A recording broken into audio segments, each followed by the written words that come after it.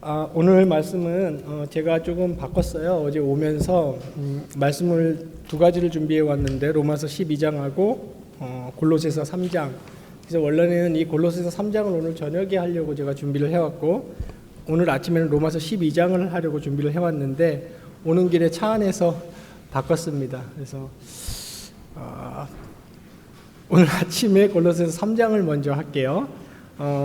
골로새서 3장 1절로 17절 말씀이고요.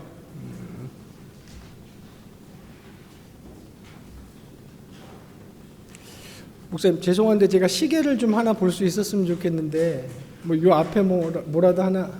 예. 어제 김대희 목사님 설교하실 땐 시계 이렇게 해주시더니 왜 저 할 때는 안 해주십니까? 예. 감사합니다. 됐어요. 예, 잘 보여요. 예찬아, 잘 보여.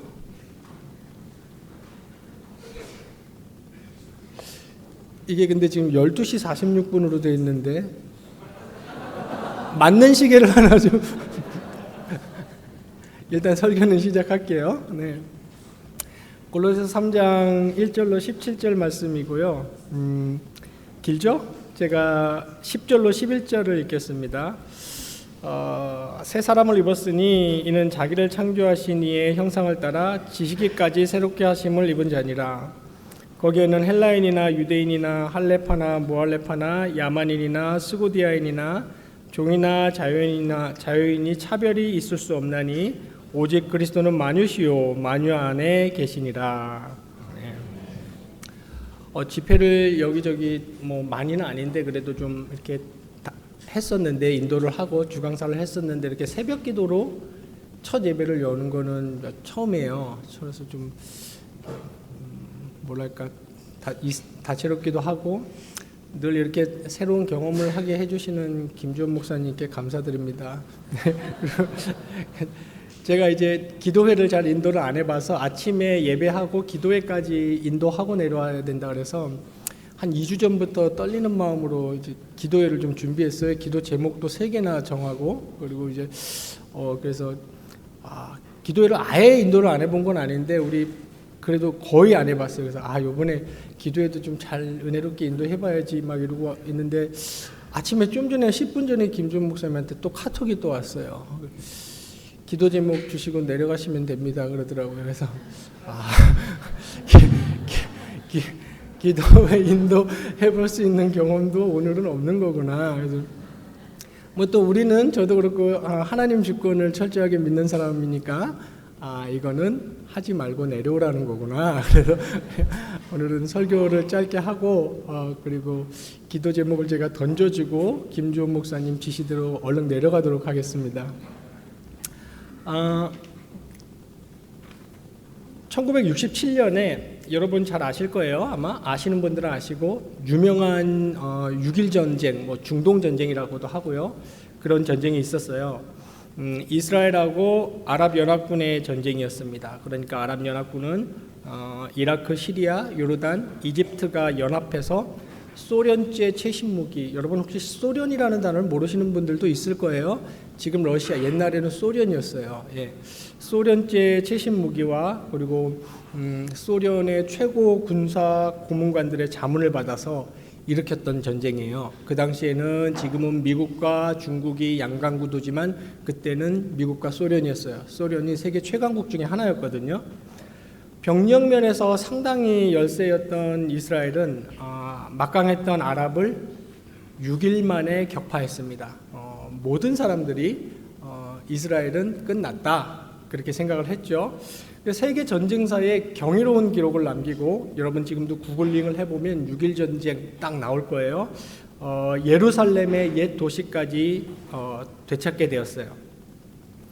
그 침공 당시에 이스라엘군을 지휘하던 모세 다얀이라는 장군이 당시 침공 직전에 세계가 깜짝 놀랄 만한 선언을 하나 했는데 뭐라고 했냐면 이 아랍연합전선과의 전쟁에서 반드시 우리가 이스라엘이 승리할 수 있다고 선언을 했어요. 세계 외신들은 일제히 이 기사를 그때 다루면서 분명히 원자폭탄이나 수소폭탄을 능가하는 어떤 신무기를 이스라엘이 개발했을 것이다. 왜냐하면 여러분 잘 아시지만 지금도 이스라엘은 기술력이 대단하거든요. 얼마 전에 FBI도 못 풀었던 아이폰을 뉴스 보셨어요? 이스라엘 정보국이 풀었어요. 그리고 이스라엘의 무기들 최신 무기입니다. 그래서 아마 최신 무기를 이스라엘이 개발했나 보다. 그런데 여러분 그때 이스라엘이 다얀 장군이 발표했던 이스라엘의 신무기가 뭔지 아세요? 모세 다얀이 이렇게 말했습니다.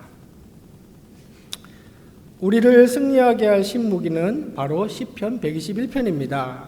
내가 산을 향하여 눈을 들리라. 나의 도움이 어디서 올까? 나의 도움은 천지를 지으신 여호와에게서로라 하신 하나님의 약속입니다. 이렇게 발표를 했어요.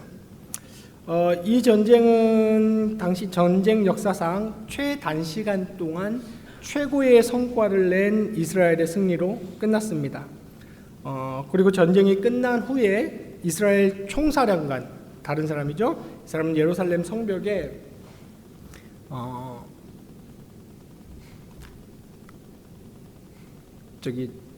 죄송한데 시계를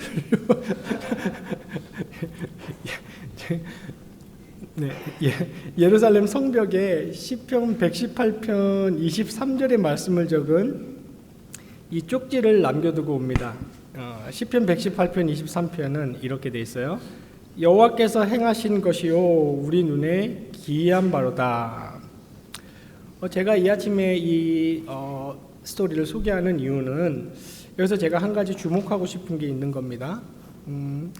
여러분, 이스라엘이 중동연합군과 전쟁을 치를 때 실제적으로 이스라엘이 했던 행동은 다 취했을 거예요. 왜냐하면 국방력의 측면에서라든지 전략의 측면에서라든지 무기, 시대 상황, 병력 배치, 실제적인 행동들을 이스라엘이 왜 취하지 않았겠습니까? 다 맞죠. 그리고 당연히 해야 되는 것들이고 그런 것들을 해야 되는 것들 자체가 이미 하나님을 의지하는 사람들의 행동 양식인 거죠. 그런데 가장 중요한 것은 무엇이냐면 여러분 실전이라는 표현 많이 들어보셨죠? 삶은 뭐예요? 삶은 실전이에요. 연습이 아니다. 유행하는 말인 것 같아요. 요즘에 실전. 자, 이스라엘이 정말 삶은 실전이다라고 말할 때 은유적인 차원에서 실전이 아니라 진짜 실전을 앞두고 이스라엘이 취할 수 있는 행동을 다 취했겠지만 이 사람들이 가장 주목했고 다시금 자신에게 리마인드 시켰던 일이 뭡니까? 세계관이에요. 세계관. 자신들이 갖고 있는 세계관.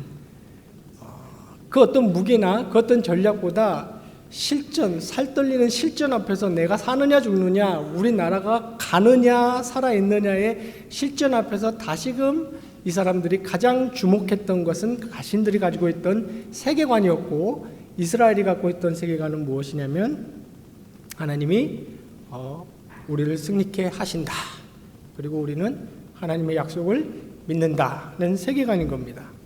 그래서 오늘 저는 이 아침에 골로새서 3장 1절로 17절 말씀을 통해서 삶의 실전에 맞서고 계시죠? 네, 이제 삶의 실전에 이미 돌입하셨거나 이미 힘들어 하시거나 그렇다면 여러분들이 취업 준비를 나가는 것도 좋습니다. 열심히 하시고 또 이미 직장 생활을 하고 계시는 분들도 계실 테고 결혼 준비를 하고 계시는 분들도 계실 테고 이때 우리가 삶의 실전에 맞서서 우리의 삶을 우리는 어떻게 볼 것인가 라는 생각을 다시 한번 해야 되고요.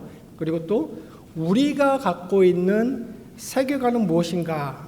방금 제가 소개드렸던 이스라엘이 실전에 앞서서 가장 주목했던 그들의 세계관 위에서 그들의 진짜 전쟁을 승리했듯이 그렇다면 우리는 우리 인생의 실전에 앞서서 우리가 주목하고 다시금 꺼내들고 잊고 있었다면 다시 상기시키고 먼지로 뿌옇게 덮여 있었다면 다시 먼지를 걷어내서 바라보아야 할 세계관은 무엇인가에 대해서 간략하게 오늘 저는 살펴보고 싶은 겁니다. 자, 사도 바울은 지금 3장 1절로 17절에서 가장 근본적인 얘기를 하고 있어요. 어떤 얘기를 하고 있냐면 새롭게 된 인간이 하나님 앞에서 어떻게 살아야 되는가. 보시면 1장 4절에 그리스도가 우리의 생명이다 이 얘기를 합니다.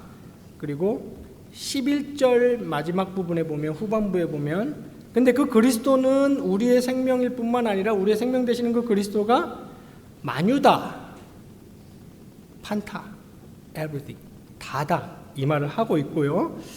이 말은 무엇이냐면 무슨 모든 물체에 그리스도의 영이 깃들어 있다, 이런 말이 아니에요. 이런 종교적 사상이 있죠. 이런 철학이 있는데 그런 말이 아니고, 성경에 늘 얘기하듯이 만유가 그리스도를 위해서 존재하고, 그리고 그리스도는 만유 위에 있다, 이 말을 지금 다시 상기시키는 겁니다. 그래서 그리스도가 우리의 생명이고, 우리의 생명이신 그리스도가 이 세상이 존재하는 바로 그 이유고, 그러니까 17절 맨 마지막에 가서도 또 다시 이렇게 얘기하네요. 사도 바울이 다 주 예수의 이름으로 해라, 이렇게 얘기를 하고 있는 것입니다. 자, 저는 오늘 이 아침에 골로새서 3장 1절로 17절 말씀을 다 주석하고 주의할 수는 없어요. 그래서 제가 오늘 우리 주제에 맞게, 둘째 날 주제에 맞게 집중하고 싶은 부분이 있는데, 그것이 10절과 11절입니다. 제가 다시 한번 읽어볼게요. 새 사람을 입었으니 이는 자기를 창조하신 이의 형상을 따라 지식에까지 새롭게 하심을 입은 자니라. 거기에는 헬라인이나 유대인이나 할레파나 무할레파나 야만인이나 스고디아인이나 종이나 자유인이 차별이 있을 수 없나니 오직 그리스도는 만유시요 만유 안에 계시니라. 여기 10절을 새 사람을 입었다, 이렇게 설명을 하고 있고, 사도 바울은 이미 앞에서 말했어요. 1장과 2절에 걸쳐서 우리가 새로운 피조물이다. 여러분 잘 아시듯이 사도 바울이 이것은 굉장히 강조하는 바죠. 여러분 성경을 좀 보셨거나 교회를 좀 다녀보셨거나 하시는 분들은 익숙할 거예요. 우리가 새로운 피조물이고 우리는 그냥 뉴 휴머니티다. 그러니까 우리는 개선된 사람들이 아니고, 윤리적으로나 종교적으로나 굉장히 발전된 사람들이 아니고, 새롭게 변화된 사람들이 아니고, 성경은 무슨 얘기를 하고 있습니까? 새로운 생명을 받았고, 아예 being 존재 자체가 reborn, 새롭게 태어났다. 자, 이런 얘기를 할 때, 성경이 이런 얘기를 할 때 여러분은 어떤 모터를 빨리 돌려야 돼요? 영 spiritual, 영적인 이해의 브레인을 빨리 돌려야 돼요. 여러분은 할 수 있어요. 왜 할 수 있습니까? 여러분 안에 성령이 내주하고 계시기 때문이에요. 성령이 찾아오지 않은 사람, 성령이 내주하지 않은 사람은 이런 영적인 말에 영적인 이해를 가할 수가 없어요. 그러나 성령이 찾아오시고 성령이 내주하시는 여러분은, 혹시 여러분의 삶이 성령을 근심하게 하는 삶을 산다 할지라도 성령은 여러분을 떠나지 않습니다. 그렇다면, 그래서 제가 오늘 낮에 특강 주제도 일부러 과학주의로 잡은 이유가 그거예요. 여러분들이 이러한 성경의 가르침과 메시지를 전할 때, 받을 때 영적인 두뇌와 영적인 감각과 내가 내 안에 가지고 있는 성령의 도움과 음성을 들을 생각은 안 하고 논리가 다인 줄 알고, 제가 낮에 얘기할 거예요. 너무너무 훌륭하네요. 저 논리 사랑해요. 저는 평소 때 부부싸움 할 때도 너무 논리적으로 하려고 그래서 부부싸움 할 때는 절대 논리적으로 하면 안 돼. 일단 목소리가 커야 돼. 근데 부부싸움에 가장 중요한 게 있습니다. 무조건 아내의 승리로 끝나야 돼요. 절대 남자가 이기면 안 돼요. 죄송합니다. 어쨌거나 논리를 저는 그만큼 사랑하고 좋아하고 과학적인 사고도 좋아하는 사람이지만, 여러분이 이러한 성경의 얘기를 할 때 여러분이 다시 태어났다, 여러분 도덕적으로 종교적으로 개선된 사람, 발전된 사람, 전보다 나아진 존재가 아니고 성령이 찾아오셔서 새로운 생명을 주시고, 이런 얘기들을 귀에 들리십니까? 성경이 이런 얘기를 할 때 여러분은 이해할 수 있어요. 제가 다시 얘기하지만 성령이 여러분 안에 내주하시기 때문입니다. 그리고 그 성령이 이해하게 하시는 그 메시지, 성령이 주시는 그 음성에 주목해야 되는 거죠. 그래서 여러분이 첫 번째 이해해야 될 것이 새 사람을 입었다. 그러니까 우리는 새로운 피조물인 겁니다. 그래서 이걸 사도 바울은 뭐라고 표현했어요? 사도 바울이 잘 하는 표현이 있어요. 헬라인이나 유대인이 중요한 게 아니다. 여기도 나와요. 뭐 야만인이나 고상한 사람이 중요한 게 아니다. 너희는 New Humanity, 그러니까 앵글로색슨, 몽골리안, 유러피안 이런 인종에 불리는 성경이 없죠. 뭐만 있습니까? 그리스도 안에 있는가, 그리스도 밖에 있는가, 그리스도 안에 있는 자들을 인류를 그렇게 분리합니다. 그래서 너희는 새 사람을 입었으니 여기서 중요한 말을 하네요. 자기를 창조하신 이의 형상을 따라 지식에까지 새롭게 하심을 입은 자니라. 여기서 너희의 존재가 바뀌었다. 지금은 아직 겹쳐진 시대에 어제 김대희 목사님께서 굉장히 중요한 말씀 많이 해주셨죠. 아직 우리의 의와 우리의 영화는 확정됐지만 아직 시간 속에서 그 확정을 향해서 가고 있기 때문에 우리는 새로운 사람이 됐지만 여전히 죄의 모습, 죄의 잔재를 가지고 있어요. 그죠? 네. 어제 기억납니까? 꼬리 기억나시죠? 네. 그런 거예요. 잔재를 가지고 있기 때문에 여전히 새롭게 완전히 됐지만 너희는 매일 새로 와라 이 얘기입니다. 이해 가시죠? 완전히 새롭게 됐고 확정됐고 아무도 건드릴 수 없고 취소시킬 수 없으니까, 이게 중요해요. 없으니까 너희는 매일 새로 와라. 영화에 들어가는 그날까지 새롭도록 노력해라, 애써라. 그러니까 여기 새롭게 하심이라는 이 표현은 현재형으로 되어 있어요. 현재형. 그러니까 새 사람을 입었다. 이거는 이미 주께서 그리스도의 갈보리 십자가와 그 위대한 부활을 통해서 그리스도께서 하신 일이니까 이 일의 토대 위에서 너희는 매일 새로워지도록 노력해라. 그런데 그게 어디에까지라 그랬습니까? 여러분들의 신분뿐만 아니라 여러분들의 지식에까지. 그러니까 여기서는 제가 두 가지 얘기를 하고 싶어요. 지식에까지 새롭게 된다는 것은 하나님을 아는 지식을 얻는다는 거예요. 하나님을 아는 지식을 말합니다. 하나님을 아는 지식이라고 할 때는 첫 번째는 무엇입니까? 여러분 많이 들어보셨을 거예요. 하나님에 대하여 아는 지식이에요. About God. 말하자면 신론이죠. 신론. 하나님은 삼위로 존재하시네. 하나님은 전능하시네. 하나님은 전지하시네. 하나님은 통치하시네. 그런데 신기한 건 뭔지 아세요? 자유주의 신학자들, 예수 그리스도를 통한 구원을 안 믿는 사람들, 천국과 지옥의 존재를 안 믿는 사람들도 저는 공부하면서 많이 만나봤어요. 신론을 굉장히 잘 아는 사람들도 많아요. 어떤 조직 신학 교수보다 자유주의 신학 교수가 신론을 더 많이 알아요. 장로교에서 말하는 신이란 하면서. 이거 굉장히 중요합니다. 그런데 이거 중요한데 어떻게 보면 이거보다 더 중요한 게 있어요. 하나님을 안다고 할 때는 여러분이 하나님을 알아야 돼요. 이건 다른 말로 하나님과의 교제 속에 있어야 되고 하나님과의 관계를 유지해야 돼요. 이것도 하나님을 안다예요. 안다의 두 가지 의미 아시죠? 저는 손흥민을 알아요. 손흥민 말고 우리 아들이 좋아하는 김민재로 합시다. 저는 김민재를 알아요. 그런데 이때 안다는 김민재에 대한 정보를 갖고 있다는 거예요. 지식을. 그런데 저는 김주원 목사님을 알아요. 이때 안다는 건 뭘까요? 김주원 목사님에 대한 지식을 갖고 있을 뿐만 아니라 김주원 목사님과 저는 끈끈한 관계 속에 있다는 거예요. 모르겠어요. 저는 그렇게 생각하고 있습니다. 본인은 뭐 그러길 바랍니다. 그러니까 여러분은 예수 그리스도께서 십자가와 부활을 통해서 여러분을 완전히 새롭게 해주셨으니 여러분은 매일 이 지식에까지 이제 새롭게 됨을 나가야 되는데 이 지식의 핵심은 하나님에 대해서 알아가도록 애쓰십시오. 여러분 날이 얼마나 남았을지 모르겠어요. 뭐 정상적으로 별 사고가 없다고 치면은 한 6, 70년 남지 않았을까요? 예. 근데 뭐 어쨌거나 남은 날 동안 하나님에 대해서 알아가고 하나님을 알아가기를 힘쓰는 겁니다.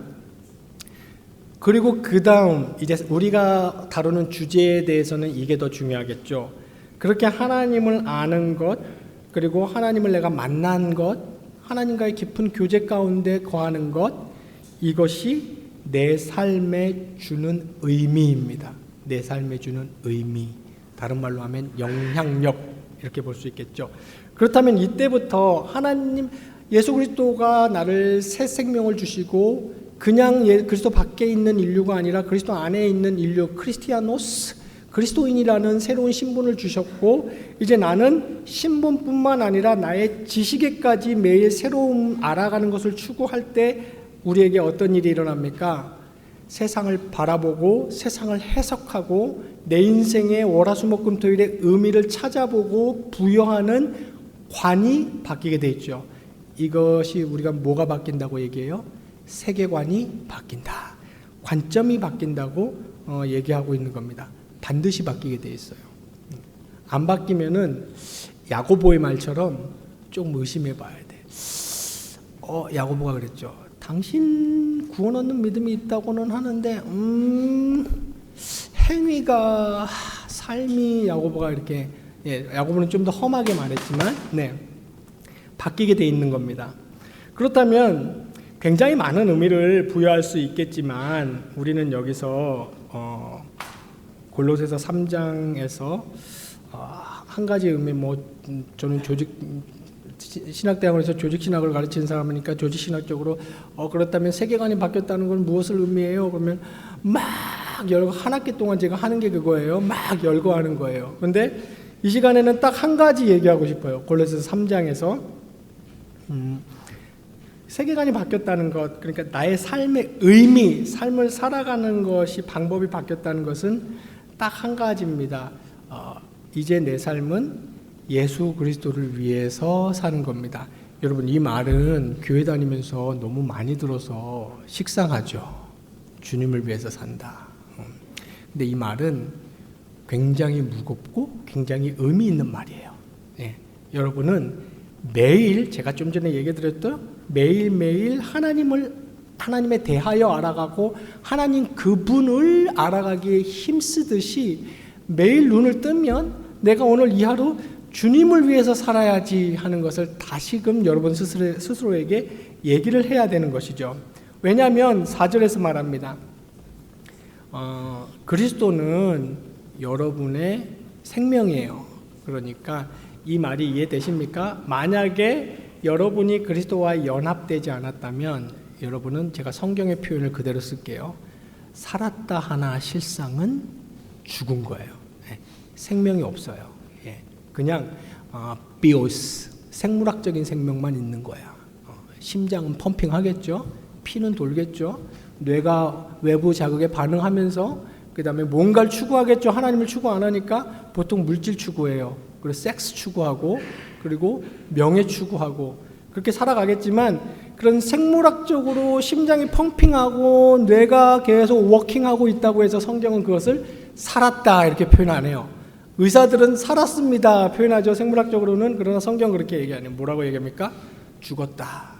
근데 살아있는 사람, 쪼웨, 비오스, 바이오죠, 영어로. 비오스, 이 생명 말고 쪼웨, 진짜 생명, 생물학적인 사망이 끝나도 영원히 갈 수 있는 생명성, beingness, 존재성, 그것을 유지하는 사람은 예수 그리스도를 위해서 사는 것이고 예수 그리스도 안에서 사는 사람을 얘기하는 겁니다. 자, 생각보다 예수 그리스도를 위해서 사는 것은 그럼 무엇이에요? 예수 그리스도를 위해서 산다. 이것도 일단 오늘 이 아침에 여기서 이제 막 인생이 뒤집어져서 오늘 나의 무슨 데이야 하나만 알아갑시다. 하나만. 예수 그리스도를 위해서 산다는 것에 가장 중요한 첫 단추가 있어요. 뭐냐면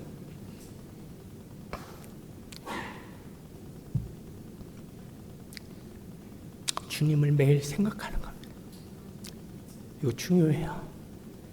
굉장히 중요해요. 여러분 뭐 생각해요? 학점,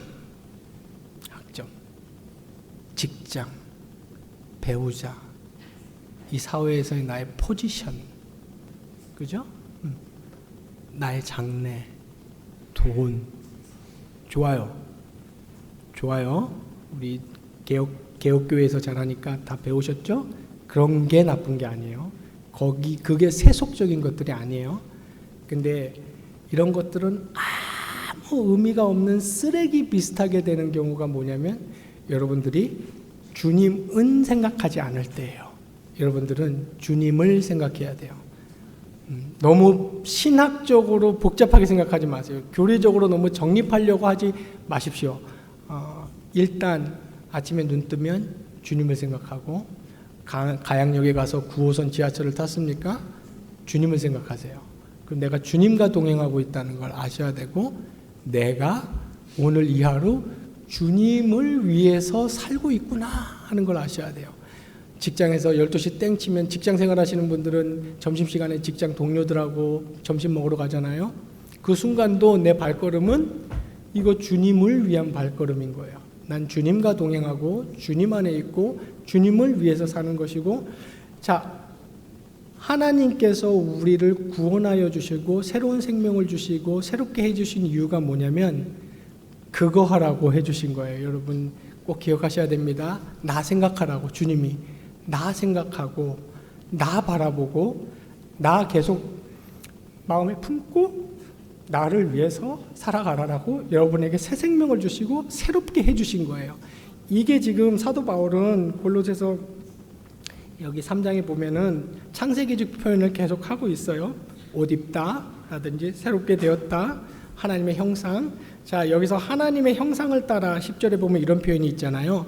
지식이 새롭게 되라고 했는데 하나님의 형상을 따라 새롭게 되라고 했어요. 이 말이 무슨 말입니까? 하나님의 형상이라는 표현이 있어요.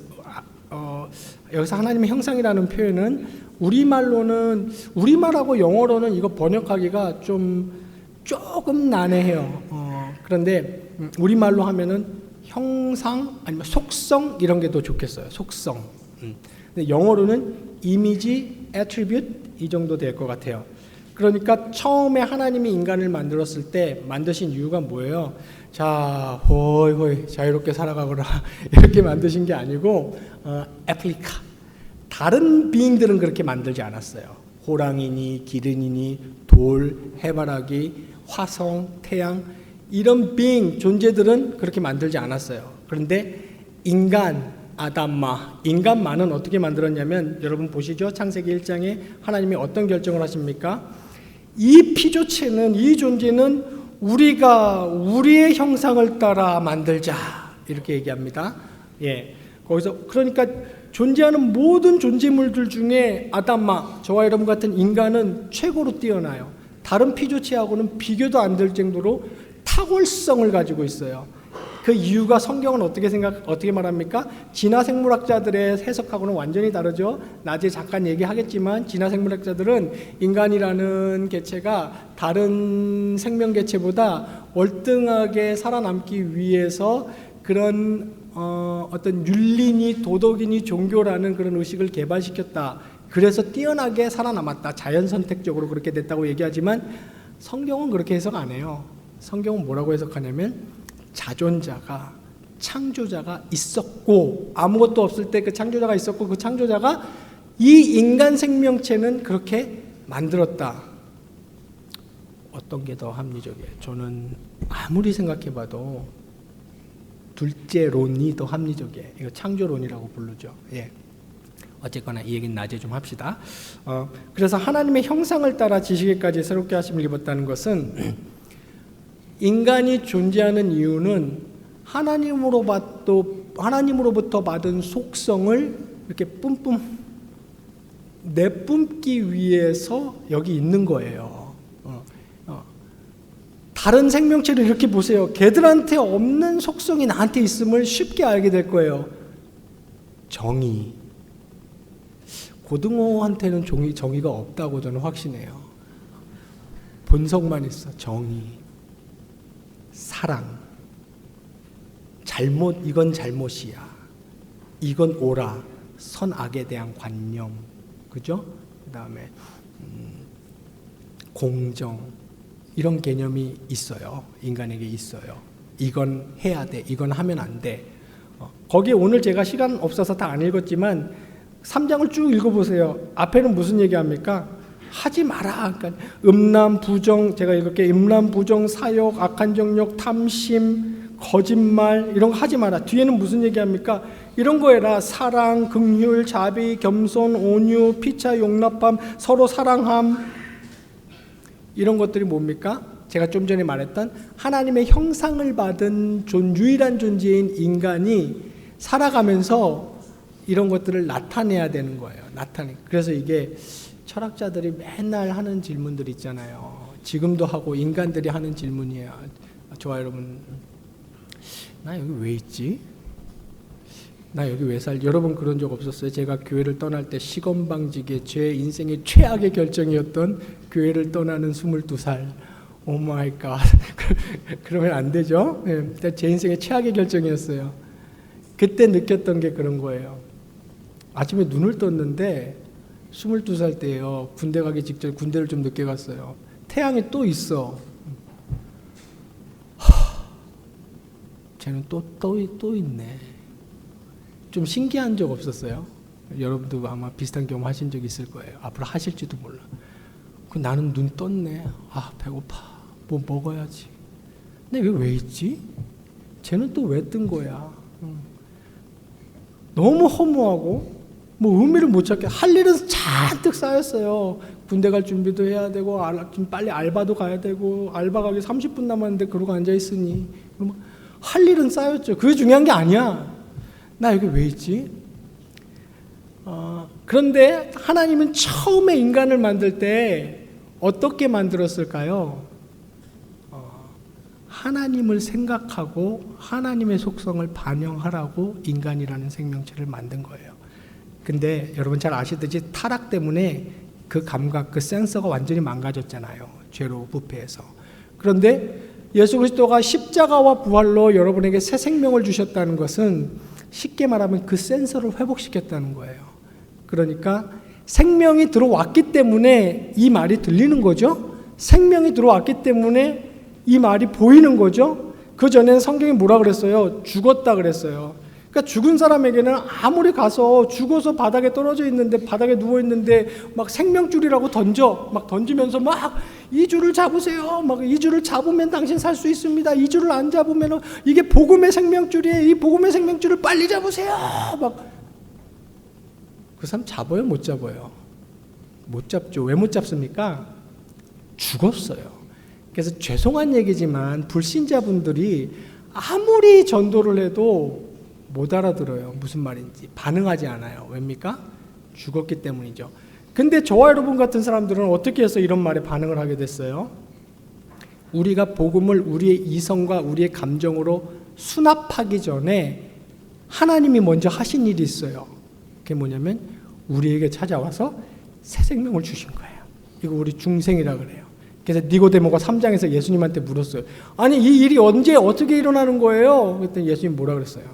노노노노노. 뭐라 그랬어요? 바람이 어디서 와서 어디로 불어가는지 모르는 것처럼 너네는 몰라. 너네는 내가 중생했구나. 내가 예수 믿고 있구나. 이걸 알 뿐이지 몇 년, 몇 월, 몇 시, 어느 장소에서 언제 내가 중생했다는 걸 아는 거는 아니에요.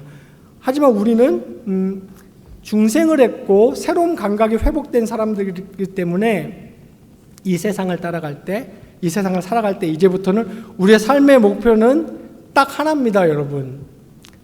삶의 목적이라고 해야겠네요. 목적. 예수를 생각하고 예수를 위해 사는 거예요. 딱 하나. 여러분 삶의 목표는 많겠죠. 올 여름 안에 적어도 5kg는 빼야 돼. 내가 목표예요. 내가 30대까지는 그래도 내 아파트는 한 채 있어야 되지 않을까? 삶의 목표예요. 좋은 목표, 훌륭해요. 살은 꼭 빼세요. 예. 목표들은 많은데 내가 오늘 눈을 떴을 때 목적은 딱 하나예요. 예수님을 생각하고 예수님을 위해서 살고 내가 오늘 아침에 나의 9시, 나의 12시, 나의 6시는 예수님의 속성, 사랑, 자비, 겸손 여기 나와요. 16절에 주를 찬양함, 신령한 노래를 부름. 16절에 굉장히 중요한 말로 또 시작하죠. 그리스도의 말씀이 너희 속에 풍성하게 거하게 하라. 여러분은 이것을 목적으로 이것을 위해서 존재하는 사람들입니다. 그것을 여러분들은 꼭 기억하셔야 돼요. 근데 여기 놀라운 마지막 오늘 우리 아침 설교의 결론이에요. 놀라운 결론이 있어요. 여러분들 경험해 보셨는지 모르겠지만 저는 부족한 인생이지만 경험을 해봤어요. 그리고 경험을 하고 있고 경험을 앞으로도 할 거라고 저는 확신합니다. 여러분들이 세상에 여러 목표를 가지고 열심히 사는 거죠. 오늘 이 얘기를 하고 싶진 않아요. 뭐 주제가 곁으로 흘러갈 것 같아서 열심히 살아야 돼요. 예, 어떤 불신자보다 치열하고 열심히 살아야 돼요. 열심히 살아가는데 이 하루는 주님을 생각하고 주님과 교제 가운데 내 안에 성령이 충만하게 하고 말씀이 풍성하게 하고 주님을 위해서 이 하루를 사는데 여러분들이 그렇게 주님을 위해서 존재할 때에 여기에 놀라운 비밀이 있습니다. 뭔지 아십니까? 이것은 성경의 약속이에요. 주님께서 여러분들을 위해서 일하십니다. 그냥 내버려 두시지 않아요. 이건 성경의 약속이에요. 여러분들은 이걸 꼭 체험하셔야 돼요. 가만히 있자. 나 돈 벌어야 되는데 주식 가만히. 내가 주님 생각할 때가 아닌데. 오늘 하루는 진짜 이제 크루셜 데이야. 오늘 내 인생에 굉장히 중요한 날이야. 오늘은 일단 주님 생각하는 스위치 꺼야 돼. 정신이 없어. 이렇게 하면서 막 뒤처질 것 같아요. 세상에서 도태될 것 같고 이렇게 순진무구하게 주님만 위해서 살았다가는 내가 이 험한 대한민국이라는 사회에서 살아남지 못할 것 같습니다. 많은 성경의 약속은 무엇이냐면 여러분들이 주님을 위해 존재할 때 주님은 여러분들을 위해 일하시고 어느 날 주님이 놀라운 일을 이루어 가셨고 이미 이루어 놓으셨고 여러분 앞길을 탁탁 열어주는 걸 발견하시게 될 거예요. 여러분들이 주님을 위해서 주님만을 위해서 교회 운동을 위해서 살아갈 때 어느 날 만날 사람을 만나게 해줘요. 생각지도 않았는데 그 사람을 통해서 내 인생이 바뀌어요. 어느 날 어떤 걸 하게 해주세요. 생각지도 않았는데 내 인생이 업그레이드되고 발전하고 내가 생각했던 것보다 더 많은 목표를 이루어낸 내 자신의 인생, 하나님의 일하심과 하나님의 임재와 하나님이 나를 고아와 같이 내버려 두지 않는다는 것을 하루하루 발견해 나가는 정말 위대한 그리스도인의 삶이 될 수 있다고 저는 확신합니다. 제가 부족한 몸부림을 쳤을 때 저도 그런 노력을 했어요. 원대한 비전이나 꿈이나 저도 비전이 있어요. 어떤 개혁주의하고 이렇게 칼빈주의자들은 비전이라는 말을 좀 안 좋아하는 성향들이 있던데 저는 안 그래요. 저는 비전 좋아해요. 비전 좋아요. 예. 어쨌거나 열심히 하루하루 하나님을 생각하고 하나님을 어떻게든 내 마음에 품으려고 하고 그리스도의 말씀이 내 안에 풍성히 거하려고 생각하고 주님과의 교제를 애쓰고 이 하루도 나 인생의 가장 중요한 것은 나를 창조하신 그분의 성품, 주님을 찬양함, 주님을 경배함, 주님을 드높임, 나의 오늘 화요일 수요일이 그것 때문에 있구나 하고 그거 열심히 하고 있는데 하나님 벌써 일 처리를 다 해놓으셨어요. 내 인생에 길을 다 준비해 놓으셨고 내가 그냥 나는 오늘 이 하루를 살았는데 이쪽 문을 열어주세요. 나는 그 열어주신 길로 그냥 그 하루도 주님을 생각하면서 살아가고 있는데 이 사람을 만나게 해주시고 이건 정말 신나는 경험이에요. 여러분, 여러분이 어떤 졸업장이나 어떤 자격증이나 어떤 능력을 가지고 엄두도 못 내는 일을 주님은 여러분 인생에서 펼쳐나가십니다. 이것은 성경의 약속이에요. 여러분은 어디에 집중하셔야 되냐면 나는 하나님의 사람이야. 난 새로운 피조물이야. 나는 하나님을 위해서 오늘 하루를 살 거야. 하나님을 생각하면서 살 거야. 세상 사람들 다 그렇게 안 살아도 나는 그렇게 살 거야 하는 거룩한 결단이 있어야 돼요. 우리 이 노래 한번 부르고 한번 설교를 마칩시다. 굉장히 간단하고 오래된 노래인데 제가 굉장히 좋아하는 노래입니다. 하루에도 몇 번씩 혼자 불러요. 제가 영어로 할 거니까 너무 재수없게 생각하지 마시고 근데 굉장히 쉬운 영어니까 따라 해보세요. I have decided to follow Jesus. I have decided to follow Jesus. 들어보셨어요? I have decided to follow Jesus. 요 부분 되게 제가 좋아하는 부분이에요. No turning back, no turning back. 그랬어요. 네. 현재 완료 쓰고 있죠. 현재 완료 용법 기억나시죠? 6가지 용법. 어쨌거나 자, I have decided to follow Jesus. No turning back. 뒤돌아서지 않겠네. 혹시 반주 되나요? 주님 뜻대로 그냥 우리 아카펠라로 합시다. 주님 뜻대로 살기로 했네. 자, 다 같이 한번 해볼까요? 시작. 주님 뜻대. 죄송합니다. 영어로 합시다. 자, I have decided to follow Jesus. 시작. I have decided to follow Jesus. I have decided to follow Jesus. I have decided to follow Jesus. No turning back, no turning back. 아멘. 여러분 매일매일 날마다 지식에까지 새롭게 하기를 노력하고 힘쓰면서 내 삶이 주님만을 생각하고 주님을 목적으로 놓고 살아갈 때에 내 안에서 나보다 열심히 내 삶을 위해서 일하고 계시는 주님을 확신하면서 처음에 하나님이 인간을 만들었을 때 그 인간의 존재 목적, 그리고 타락한 저와 여러분을 다시 새 생명을 주셔서 그렇게 살으라고 인생의 기회를 주셨을 때 이 기회를 분명히 하고 하루하루 살아가시는 우리 제신의 모든 청대학교 여러분들 되시기를 주님의 이름으로 진심으로 축원합니다.